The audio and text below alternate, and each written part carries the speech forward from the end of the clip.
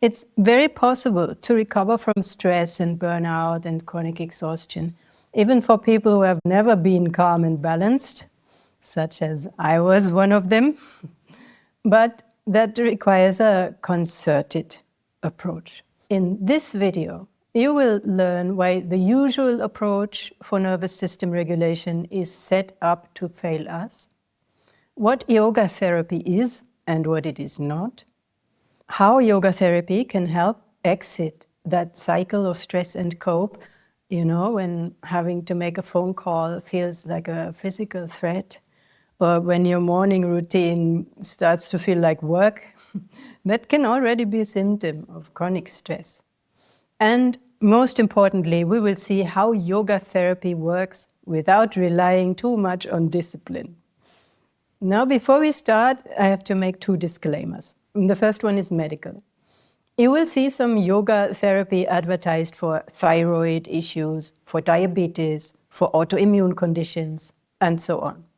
And it should go without saying that for any medical condition, a medical consultation comes first, right? Always. Yes, yoga therapy can be a good, excellent support, but you should never consider it a replacement for medical care. Second is yoga skeptical. It's difficult to talk about anything yoga because what most people think of when they hear that word yoga is already the cliche that is commodified and westernized, that fancy stretching. That is what most people think of when they hear yoga, some type of workout. But what yoga actually is could not be more different. I also did not like yoga before I learned in India what it actually is. So I understand that sentiment.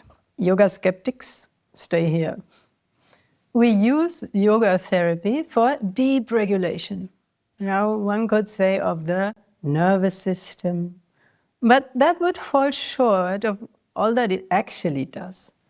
Apart from nerves or stress hormones, importantly, it regulates, it facilitates the relationship with ourselves. Now, why would that relationship matter to our health? Because our inner dialogue determines a lot of what the body and mind are even ready to do. And one thing is clear, we cannot force ourselves into balance. We cannot overwhelm ourselves to get regulated. All the systems we have, energy and sleep and mood and transitions and capacity to heal and recover, all of these are not separate. They all interact.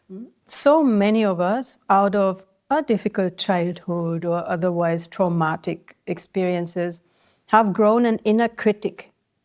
A voice, a nagging voice often, that pretends to protect us, like an overly strict teacher or relative or parent, always telling us what we should not do, how we will embarrass ourselves, right? You pull yourself together. This was unnecessary. This will not work. You made a fool of yourself, these things. And along trying to satisfy that voice, we can become a little callous towards the body. We do not listen to what the body wants and needs. We listen to that voice more. So we give the body commands and we expect it to obey. And then when it cannot follow our commands, we even get annoyed at the body. So the body is communicating with us all the time. But mostly we only listen when it screams, when it's already late. Right? We are not loving or compassionate in the way we would be with a friend. We're just not happy that it isn't functioning the way we want.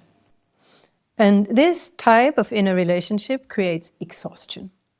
The longer it runs, the more tiredness accumulates and the more inner stress also.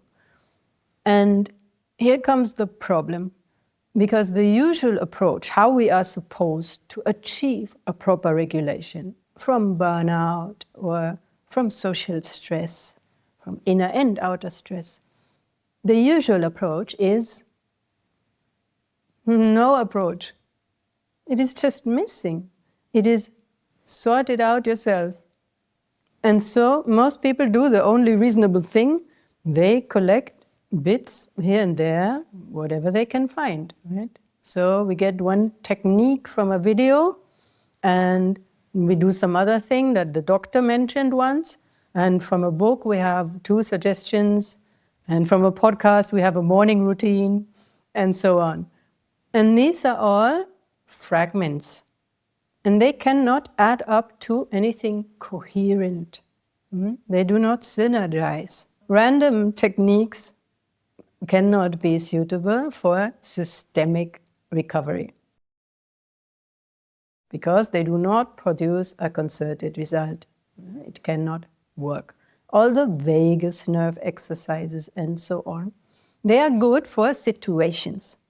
We may be able to return out of acute anxiety, for example, acute stress in a situation. But these things cannot bring you to a deeply settled state where you wake up and there is no noise to manage. We want a baseline that is not, just coping, not chronically needing to figure it out. And for that, what we need is not more bits here and there of techniques. What we need for that is a coherent structure held over time, and that should not rely on discipline or on having to figure it out. And this concerted approach yoga therapy delivers. And I like to call it an intervention because it's a clear cut into that stress cycle plus an active regulation mentally and physiologically. This intervention, yoga therapy intervention, works with structure. Willpower is not a big requirement for it. Instead, we get the stability through repetition and rhythm, not constant decision-making. What is yoga in this context? Yoga means so many things, philosophically, spiritually, behaviorally, but the yoga we are talking about here is a traditional therapeutic form of hatha yoga. It involves the body, it involves the breath, and through that we address the more subtle cycles that run like nervous system. And together these address also or regulate our stability. So the approach is not top-down from the brain to tell the body what to do, but instead we use the wisdom of the body to regulate itself, which the body has. Yoga therapy basically reactivates our own system's resourcefulness. And it is a tried and tested traditional method and has many benefits, one of which being that all this mental load and random search are out of the picture because you get taught what to do in a way that is systematic and easy. And that in itself can be a big factor in reducing stress. So the benefits come from the practice itself, and some other benefits, more benefits, come from the way it is administered to you, in that you are supported and not expected to figure things out by yourself. And this teaching needs to happen, of course, in a way that is well-informed and qualified, and also safe enough for your specific experience. So you should not get any casual racism or sexism in the yoga class. I once saw a yoga teacher slapping the buttocks of the female students in the yoga class as if they were horses. So, well done. And that was in 2018 or something.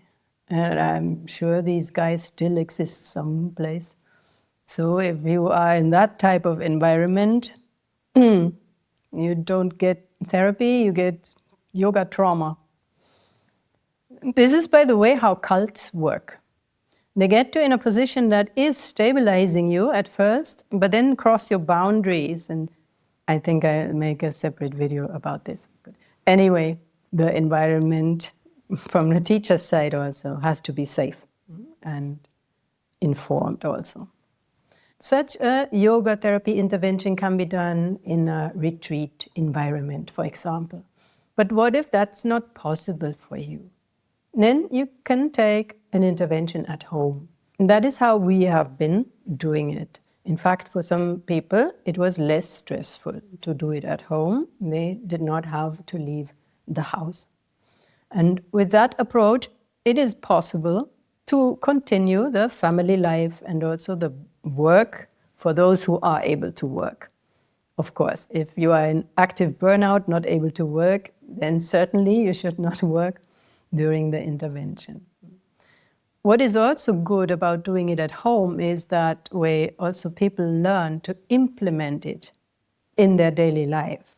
After a retreat, we may be nicely reset, but 6 months later, the same issues have a tendency to return because we have not implemented it in our environment, in our actual life. And this happens easily, automatically in the yoga therapy if it is taken at home. So that intervention needs to be doable for our system. It cannot be some forced 180-degree life change, because that would be stressful and pressure and therefore add to the problem. The person who undergoes it has an intensive phase daily. And that intensive phase is 2 to 4 weeks. If you are ready and you can implement it fully, then you likely need around 2 weeks. And that daily rhythm is followed. I will explain in a minute all the elements that are there. And that in yoga is called dinacharya, a practice following a daily rhythm. That is effective and simple. And through that, it is also very enjoyable, in that you don't see it as something you have to schedule in, but very quickly it becomes something to look forward to because it just feels good. Usually it is immediately noticed after 1 or 2 days how beneficial it is, and then most people cannot wait to do the next session. So let's look at the 5 elements that are needed for a successful yoga therapy intervention. That are the pillars also of our program. I used to hold it in the context of non-profit for people with very complex and systemic issues, and some of whom had been re-traumatized through the medical system. So I'm not saying yoga therapy is an alternative to medical treatment. I'm saying for the protocol that the medical system can itself be a source of systemic stress. And people with neurodivergence or women with autoimmune conditions will probably know what I'm talking about. The program used to be only accessible individually and on personal introduction. And it was very effective. Now it is being opened for public. For one, to raise awareness for that form of therapy, and also for funding, so that people can take a paid intervention and through this support the continuation of the program. You can find further information at the link in the description. Now, how do we do it? The program contains 5 main elements. Daily grounding session. It's a therapeutic, very gentle form of Hatha Yoga. 30 to 40 minutes, no sun salutation, downward facing dog. All of that is not there. It is a gradual progression, not exercise. It is for interoception and a few other things, but I really do not want to medically justify yoga. Let us just say it's an intricate practice that works effectively over multiple days and weeks. Second pillar is pranayama. The original name for breathwork is pranayama. Not all Breathwork is compatible with chronic exhaustion and with regulation. And in fact, a lot of what gets shared or taught casually is not at all good for getting regulated. What we do in the intervention is specifically chosen for therapy. It is conducive for recovery, for healing. It is not stressing any aspect of the system more. And it is also not producing more free radicals in you from hyperventilating. Third pillar is a daily deep regulation session. That is a practice of around 20 to 30 minutes, typically at noon or in the afternoon. A particular form of yoga nidra, suitable also for therapy. There are so many things to be said about yoga nidra, and it is difficult to do it justice explaining it because it works on so many layers. Let's just say the therapeutic effect is acknowledged in modern medicine and also traditionally known as very effective. Sometimes it is described as a relaxation technique, which is quite the understatement. Especially in the beginning, it is best to receive it from a teacher, not from a random video. There are a few elements to Yoga Nidra that are not to be taken lightly. As with everything that is effective, what is effective is also powerful. So we don't want to randomly mess with it. We want to know that we are doing it safely. The fourth pillar are suggestions and guidance on food, sleep, and mindset, not as discipline, but as regulation. Food is so important for balancing and stability, inner stability, and inner peace even. It greatly affects our gut health, and we all know that gut health influences mental health. And even the sequence in which we eat certain things can make a difference. For example, eating protein first thing in the morning has a different effect on our metabolism as if we eat it later. And similarly, some things we eat in the evening set up our metabolism for the next day. And we can make use of these things and implement small things that make a big difference. Mindset is for empowerment during your intervention. And for sleep, we experiment with a few things on which also modern science and yogic tradition agree. In neuroscience, they call it AM infrared spectrum on retina induces PM melatonin, and in tradition, they call it Sandhya Vandanam. Anyway, once we know these simple things, we also can start incorporating small changes that are tried and tested and can give big results. The more effort, the better the outcome is not the case in the context of fatigue or burnout. Fifth pillar is check-ins, weekly check-ins for guidance and conversations for everybody's progression and addressing everybody's individual situation, of course. What is beautiful about yoga therapy is that it works very well with neurodivergence. Given the teacher is qualified, the therapy itself is very, very suitable. While an intervention goes from 2 to 4 weeks, these check-ins for integration, they continue for longer, for a minimum of 10 weeks, for those who want to take them. And in that process, people have learned how. So not only are they regulated, but they will always be able to go back to that state. So we have never to feel that our inner balance is totally at the mercy of outside events anymore. And that is a very precious thing to have, to always know what I can return to, because I have already integrated it. We are mammals. Every mammal has the capacity to not just withstand a lot of things and be very resilient, but also to rebalance, recalibrate, and recover.